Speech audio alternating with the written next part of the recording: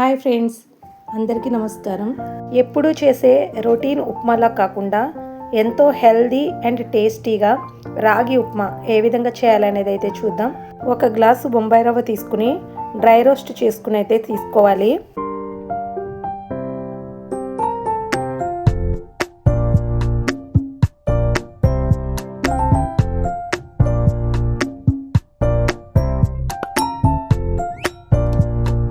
కొంచెం colour change అయ్యేంత వరకు ఉంచి ఈ విధంగా వేరొక బౌల్లోకి అయితే తీసుకోండి.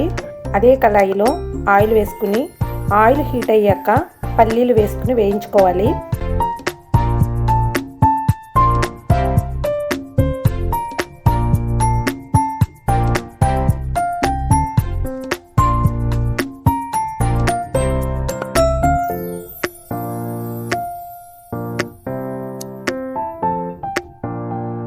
పల్లీలు కొంచెం వేగాక జీడిపప్పు, పచ్చిశనగపప్పు, ఆవాలు, మినపప్పు వేసుకుని బాగా వేయించుకోవాలి.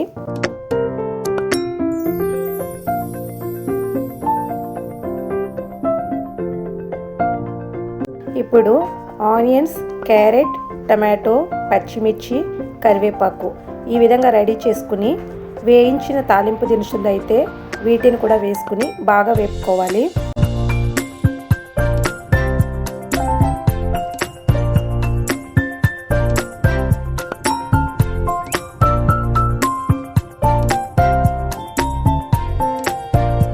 ఇప్పుడు పావు గ్లాసు రాగిపిండి తీసుకుని ఈ విధంగా ఒక బౌల్లో వేసుకుని తగినంత వాటర్ పోసుకుని బాగా కలుపుకోవాలి.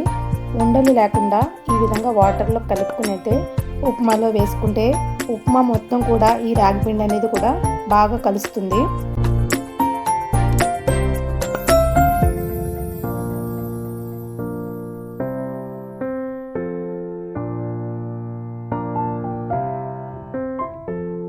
తాలింపు దినుసులు మొత్తం ఈ విధంగా బాగా ఫ్రై అయిన తర్వాత వాటర్ అయితే వేసుకోవాలండి. ఒక గ్లాసు బొంబాయి రవ్వకు 4 గ్లాసులు వాటర్ అనేది వేసుకోవాలి. బొంబాయి రవ్వ రాగిపిండికి కలిపి ఒక గ్లాస్ క్వాంటిటీ అనేది తీసుకోవాలండి. పావు గ్లాసు రాగిపిండి తీసుకుని 3 వంతులు బొంబాయి రవ్వ తీసుకుంటే ఉప్మా అనేది పర్ఫెక్ట్గా అయితే కుదురుతుంది. ఈ విధంగా తగినంత సాల్ట్ వేసుకుని మూత పెట్టుకోవాలి. నీళ్ళు బాగా మరిగేటప్పుడు కొంచెం నెయ్యిని వేసుకోండి.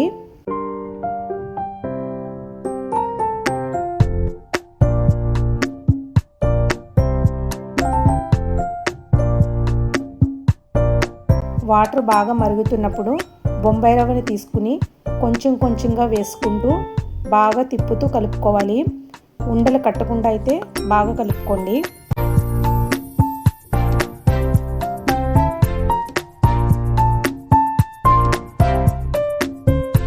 మొదట బొంబాయి రవ్వ వేసి బాగా కలుపుకున్న తరువాత మనం కలిపి పెట్టుకున్న రాగి పిండిని కూడా కొంచెం కొంచెంగా వేసుకుంటూ బాగా కలుపుకోవాలి.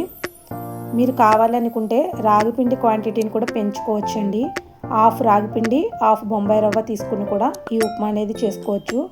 మంచి టేస్టీగా పర్ఫెక్ట్గా అయితే కుదురుతుంది. రాగి పిండి వేసాక ఒక 10 నుంచి 15 నిమిషాల వరకు ఉడికించుకొని కొత్తిమీర చల్లుకోండి. ఎంతో టేస్టీ అండ్ హెల్దీ రాగి ఉప్మా అనేది రెడీ అవుతుంది. మరిన్ని రెసిపీస్ కోసం మా ఛానల్ని సబ్స్క్రైబ్ చేసుకుని లైక్ చేయండి. Thanks for watching.